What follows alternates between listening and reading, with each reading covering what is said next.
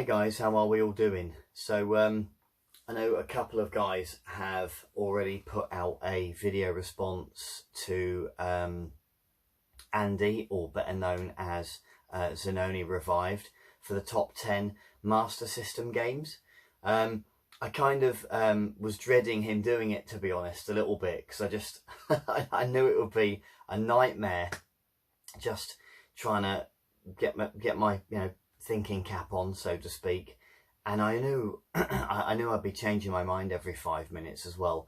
So I've come up with a way of doing it that I don't think is cheating, but it is slightly different. And I'll explain my reasons for that, for what I'm doing as well. So what I'm going to do is give a top 10 of my all-time favourite Master System games, but from when I was 11 or 12. And the reason for that is I've recently, not that recent, probably the last 2-3 years, started getting quite serious about my Master System collection, and I'm quite close to about 200 now, so there's quite a lot. And just, I run a business, I'm a full-time dad, we've all got other commitments and stuff, otherwise we'll be able to spend more time doing this, but we can't spend all day every day doing it, and I just haven't had the time to play all of the other games. So I don't know, I think what I'd like to do is do another video, and I don't know when that will be. Could be in a year, could be in another 10 years probably, who knows. But I'd like to do another one when I've played a lot more and I can give it a lot more thought, and be maybe a bit more complete in my assessment. I've got to say, I'm really enjoying a lot of the homebrews that I'm coming across and that I'm seeing over the last, I don't know, 2 or 3 years in particular. Some of them have been awesome. I've really enjoyed like Flight of Pigorus. Silver Valley, if you've not tried that yet, is absolutely brilliant. Tons of fun. And I've still not completed that one yet. There's about 80 levels, so it's quite a tough one, that. Anyway, waffling aside, yeah, so what I'm going to do, I'm going to rate my top 10 Master System games, but when 8-Bit Boy was 11 or 12. So we'll see how we do. Anyway, so to start off with, so I've got some honourable mentions that didn't make it into my top 10, and they really are probably more from a nostalgia point of view. They're important to me. They probably wouldn't win, Game of the Year award or anything, but they're just games that I played quite a lot of, because when I was a kid, we were poor. If we weren't poor, I'd have had a Mega Drive. Do you know what I mean? But no, we were, we were poor. So that's kind of why. I suppose I maybe didn't have quite as many games when I was a kid. Anyway, so I never technically, because I had the Master System Mark 1 or Model 1, if you like.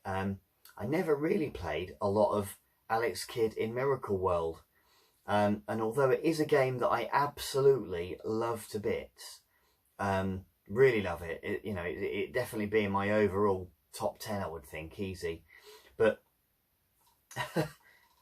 10, 11, 12-year-old 8-Bit Boy hadn't played it, and it was only when I went round a mate's house and occasionally had a go round there. But it was only when I probably was about 20 or 22 when I picked up a Master System 2 and a bundle of games that I kind of had chance to really give it a good go, and fell in love with it then, in my 20s. The other one was the built-in game that I did have that obviously isn't boxed, it was built in, and that was Snail Maze. Honestly, it's not, to most people, probably wouldn't mean much, probably wouldn't be there's probably people out there that, they're watching me right now and they're like, snail what? You can always check if you've got it on your Master System. You hold your two buttons and press up on the D-pad, and you might have it. It was a secret or hidden built-in game, and I found it accidentally with mine, and yeah, loved it. I never really got very far. I never finished it, but just enjoyed it. And then the last one was the other, not built-in game, but I had one, like a little, it's like a credit card. I think they called it the Sega card, and that was Hang On. Again, probably wouldn't win any awards. It wasn't particularly, you know, breathtaking graphics-wise, or didn't do anything special, but it was just a lot of fun, very addictive, and I played it a ton on, like I say, this little card, which unfortunately I don't have anymore. I do have it again in the collection. I picked up a cartridge version a few years ago. Anyway, I'm mindful that we're 5-6 minutes into the vid and I've not even started talking about any of these games yet. So without further ado, let's get cracking. So number 10 is Michael Jackson's Moonwalker. I played this, not tons, I played it a fair bit. And as I remember, I've not played it since I was a kid. So again, talking about, you know, maybe I need to manage my time a bit better, and maybe I need to get back on this. So I've not played this one in about, I don't know, 30 years, I would think. But I remember at the time being mesmerised by the graphics and just really cool gameplay. I know maybe for, you know, I'm not going to go into it. I know maybe Michael Jackson, people have mixed views and stuff. And, you know, I'm not going to talk about that.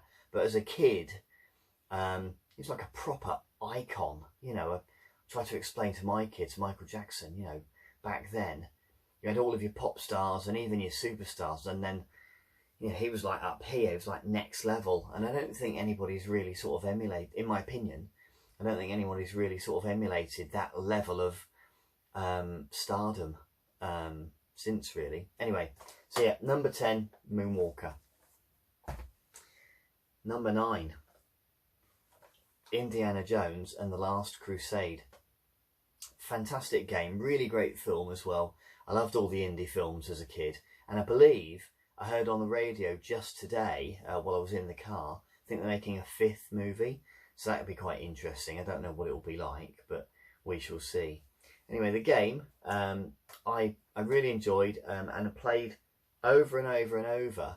And again, another that honestly I didn't actually ever really get that far, I don't think. I remember on the first level, I think you're jumping on top of the train and there's like rhino horns coming through the you know, the floor or the ceiling of the train, obviously. And then I think you're in the catacombs after that. And I honestly, I can't remember what the level after that is. So I maybe didn't get that far. I can't remember. But great game, really good graphics from what I remember. Another that I've really not played that much of since probably 91, 92, I would think. So, but great memories, great nostalgia. So, so yeah, that's 10, 9. So yeah, number 8. Okay, so Rocky. Some of the guys that have done the Master System Challenge over the last few weeks will be well familiar with this. Still one I've not actually completed, I'm ashamed to say. I did get to the Dolph Lundgren fight during the Master System Challenge, but I just couldn't get the hang of the, I think it was like the middle speedball training, which I think Ian 8-bit, Ian Wall, did a really good video actually, if you look him up on YouTube, on how to beat this game. But I used to play it a ton, and I used to really enjoy, you know, the other 2 or 3 fights, certainly before you get to Ivan Drago. I defeat all man. Sorry, I'll stop that. Anyway, yeah, there we are. So number 7 is California Games, another one that people, if you've done the Master System Challenge, will be familiar with. I I just played this an absolute ton, and I think one of the reasons for that is it's quite a varied game. I think Andy mentioned it in his vid as well, as one of the sort of close but no cigar awards, you know. I played it a ton, and I finished and mastered every single event, and then I played it over and over. Just yeah, cool game, great graphics, great just great fun. Yeah, really good game. Really enjoyed this one, and as you can see, I picked my copy up again. I lost all of my boxes as a kid in a house fire, unfortunately, but I picked this one up again just for, you can see there, just for £8. I'm pretty sure it's complete too, yeah, so £8 for a complete belter of a game.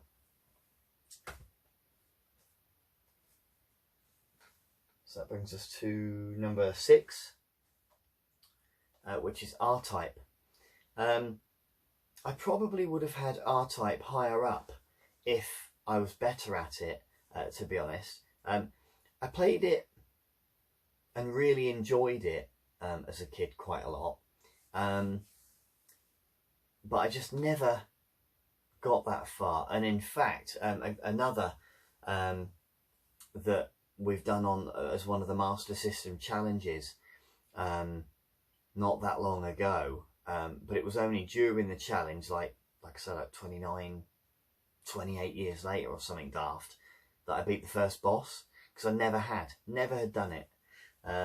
So yeah, I played the first level over and over and over, I don't know, probably 100, 200, 300 times as a kid, but never actually beat it. But the graphics are absolutely solid, and I really, really enjoyed playing it in the Master System challenge again. So yeah, yeah, RType, cracker. So 5th, I'm not sure of, not sure I've given this the right number, but I think I have. The top 4 are really special to me. So yeah, 5th is Outrun. Outrun's just a phenomenal game, and similar to RType really. I only actually completed Outrun for the first time on the Master System challenge a few weeks ago now, quite a few weeks ago. Had never actually finished it. I'd always kind of got fairly close, but you know, not quite got to the finishing line. And I just really enjoyed playing the game. I've got a funny story that when you're a kid, you do daft things you don't really think. But I wandered into a shop in the small town where I grew up, and I was heading off into town for some reason or another, and I had this and a couple of other games with me. So I went into the first shop, which was kind of about halfway into town. I don't know why I stopped there. I must have stopped to get something. And I left all my games, just stupidly, on the by the checkout, while I was talking to the person about, you know, how much does this cost, please, like some annoying kid does. And then I wandered out, wandered into town, did what I needed to do in town, probably went to the arcade or something, went home, and I completely forgot about my games that I'd left in that shop, along with this one, which was like one of my favourites. And I must have popped back into that shop, no joke, about a month later, on my way into town again. Hadn't even noticed what I'd done, and the guy said, "Oh, didn't you leave some games here last time you were in?" And I said, "Oh, I don't know." He said, "Yeah, there's some Master System games." And I was like, "Oh my god, yeah, I absolutely, yeah, I've been looking for it." He said, "Yeah." I said, "Yeah, there's a game with a," and I remember wrongly saying, "Yeah, it's called Outrun. It's got a picture of a red Lamborghini Countach," and it's not a Countach at all. I think it's actually quite well known for being a Testarossa, a Ferrari, but at the time, you know, you're 11, what do you know? So yeah, and I got it back. I did, again, like I said, I lost all of my my game cases. I do still have my original cartridge, but I bought this one again, I think just last year, from a company called Chill Out Games. That you can look them up. Their website is pretty good actually. So yeah, Outrun. Okay, number 4, and I suppose the top 4 for me, probably more nostalgia really. They're very good games. I think they're solid games, solid ports to the Master System. But for me, they're probably the ones that I played the most and or completed. And it was very rare for me to complete a Master System game at that age. I was terrible. But number 4 is Vigilante. Loved this game. One of the first few games that I picked up. And I think it was the second game that I actually completed on the Master System, behind third place, which we'll come on to in a sec. But yeah, I loved the game. I loved its variety in levels. And you had to play with your memory, I guess, almost, with it being 2D and the baddies as they come onto the screen. You just need to sort of remember their moves, their hits, and then sort of move on really. It's not the longest game in the world. It's only sort of, I think there's like 5 levels, something like that. But yeah, I played it a ton, and I must have probably completed it, I don't know, probably 20-30 times as a kid, playing it over and over, as you did back then. Okay, top 3. So, third, Double Dragon.